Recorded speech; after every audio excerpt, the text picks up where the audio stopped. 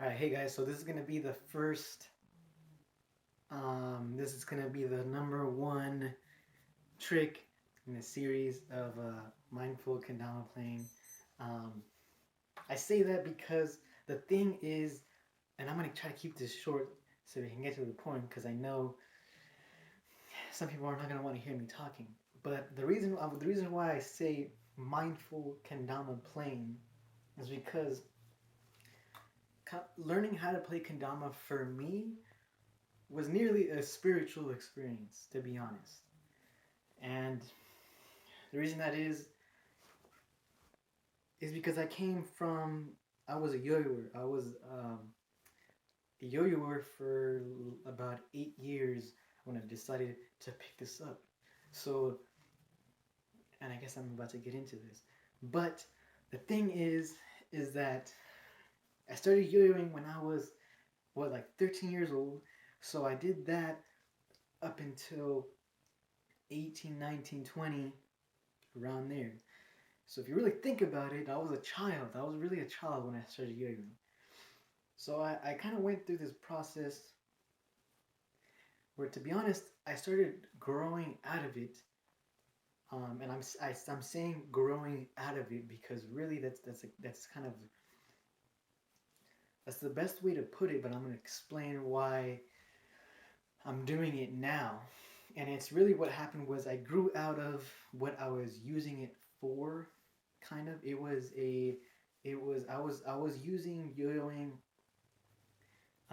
Pretty much what I can say is that I was using it. Um, I was abusing it. Really, I wasn't. I forgot why was it I started, which I started yo-yoing literally because it interested me. It interested me, and it was fun, and that's all. I just literally just did it for myself. I did it alone for a year. I didn't even know. I actually did not even know that there was still a yo-yo community when I started yo-yoing. I automatically assumed this is a lost, this is a dead art. This is a dead scene. It was something that it left with the '90s. That's what I really thought. Like I had some books that I got at the bookstore, and it was all like kids from like the '80s, '90s yo-yoing and stuff, and it still fascinated me a lot. It really, really, really did fascinate me, even though I thought it was dead. So I did it alone for a year, and come to find out, it was very alive and well. So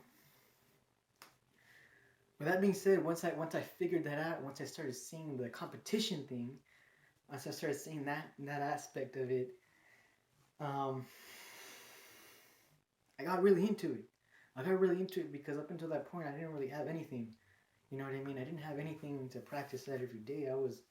Um, I don't want to say scatterbrained, but I liked things. I was very introverted, so I was alone, I was always playing with something. Especially since I was beyond spoiled, um, in the sense that I had a lot of stuff as a kid. I had an endless amount of stuff, of toys, of just everything. But there was no like one thing that I was focused on. I was just a child. So then yo-yoing came around. I started seeing the competition thing, and obviously at that point, a normal kid in school would have sports or whatever, or they liked school. I didn't like school. I didn't like sports. This thing came around, and it really, really, really like it pulled me in almost naturally.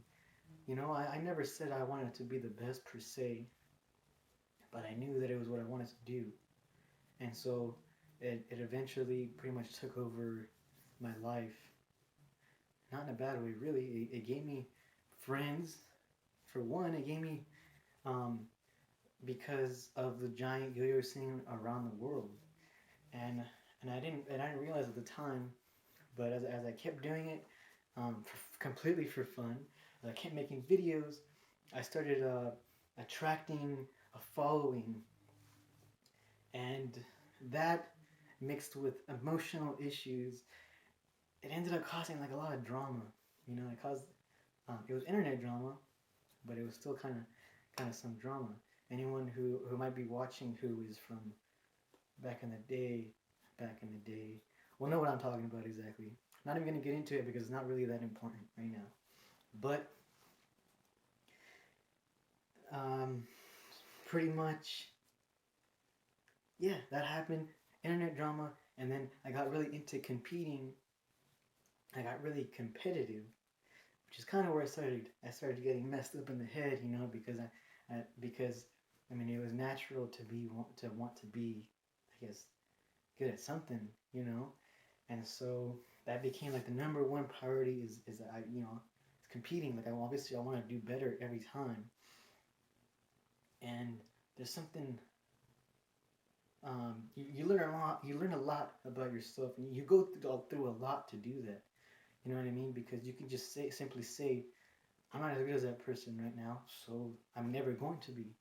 But there was something in me, and I don't remember ever like articulating it really as, oh, eventually I can beat him. It wasn't really like that. It was just I just wanted to. I just wanted to. I saw it. Um, Tyler Severance and Miguel Correa were my idols. They were my role models in yodeling. Everyone else, I immediately um, saw it, told myself that no one else was competition, that no one else except for those people at the top that were there already, and that actually did me well, to be honest, because it wasn't long before I was beating, which is just placing higher than people who have been competing they're competing before I even started yodeling, and I was easily beating them. I'm just gonna say beating, but really, I mean, it's nothing personal. But yeah, I was beating people in competitions, and I was right underneath my idols. And so it was like that for a long time. It felt like a long time for me. But now that I look back at it, that was actually a really small. That's gonna be a really small time, in my life. That was really like a small chapter in my life. But it felt huge when I was there. Trust me, it felt massive. And so it was just a dream, it was a dream. Like that's all I wanted. That's really all I cared about. All I cared about.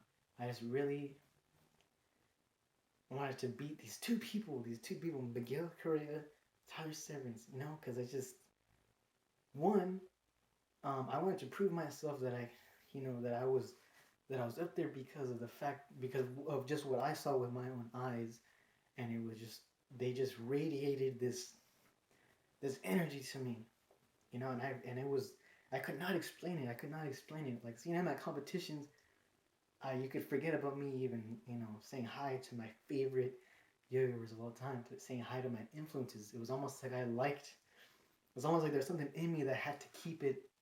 I had to keep my distance in order to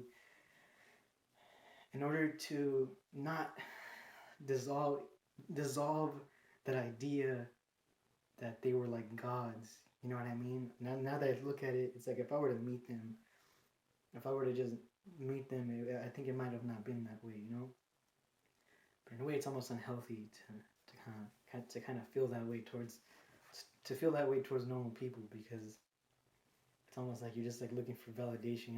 You almost feel like you're not worthy talking to these human beings, which is what they are.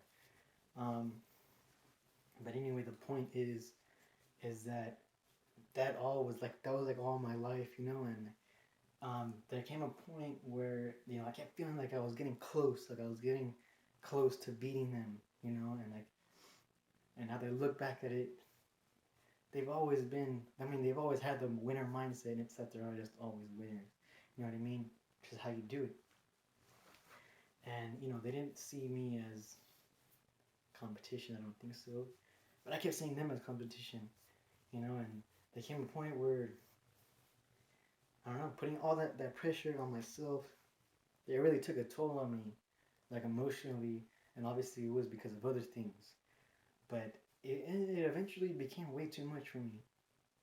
It became way too much for me.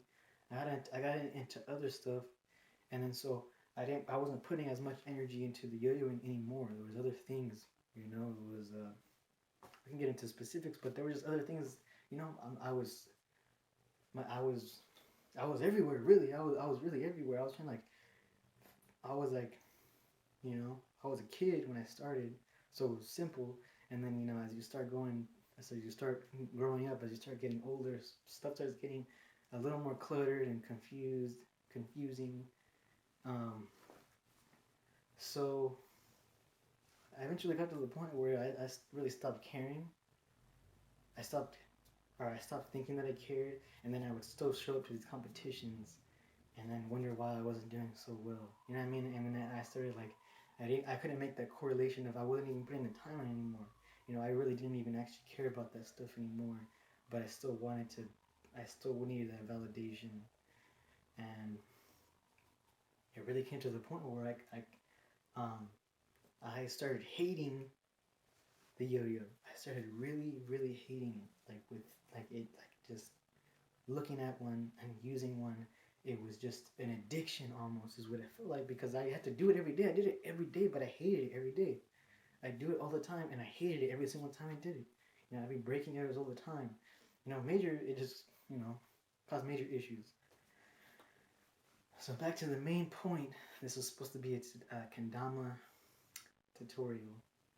But the point is that when I decided to finally, I knew that I felt, or I knew, either I knew or I felt, or one of those two things, I felt that I still needed something. You know what I mean? Because I still liked being able to entertain myself. You know what I mean? I still liked doing that. But I just didn't want to be the yo-yo anymore. You know what I mean? Like I had so much, there was so much emotional attachment to a yo-yo. So I finally decided I can't even do this anymore. I'm gonna give something else a chance. And so I picked up the Kendama, which, to be honest, really changed a lot for me, because I just feel like you have to think a little differently when you use one. And it brought out a part of me that it brought out something else, and it became more of a relaxing thing, to be honest. Like it was almost like I was able to, it was like yo-yoing, but I was able to get a fresh, mature start. You know what I mean? I was able to say, okay, I'm not gonna ever let this get that way, and this is gonna be just my thing. You know what I mean? I'm not gonna worry about competing. I'm not gonna worry about making videos. I just want to, from where I'm at now as an adult, at least I felt like, that's kind of what it was. Where I am right now, I want to start over with something, start from the bottom, and realize that you're gonna progress no matter what, as long as that's the goal. Because with yo-yoing, I didn't know how to do that anymore. I really didn't know how to do that, because for me it was competing, and I didn't even like competing anymore. So I was able to look at it with that history of yo-yoing. I was able to, I had that experience behind me. I feel it was just that made a difference. Having that experience, and then be able to say that was that, and then start fresh with something, and set the boundaries right away while I picked it up. So that's pretty much why the Kendama tutorials that I'm gonna start making are gonna be a little bit different than the yo-yo ones, to be honest, because for some reason, there definitely is a reason. They just both feel differently to me. Now I'm able to appreciate yo-yos for what they are. Now obviously I don't feel that anger anymore, but it's still different. It's still a different thing for me. And there's things that I can talk about with a Kendama that I can't talk about with yo-yo for some reason. And maybe I'll figure it out. Or maybe I'll be able to make the correlation. But for the most part, it's a different process. And that's what I want to teach. So, to be honest, I talked for long enough. So I'm going to conclude that and just call it a discussion about how I started playing Kendama. So if you guys have made it this far, thank you very much for watching. Peace out.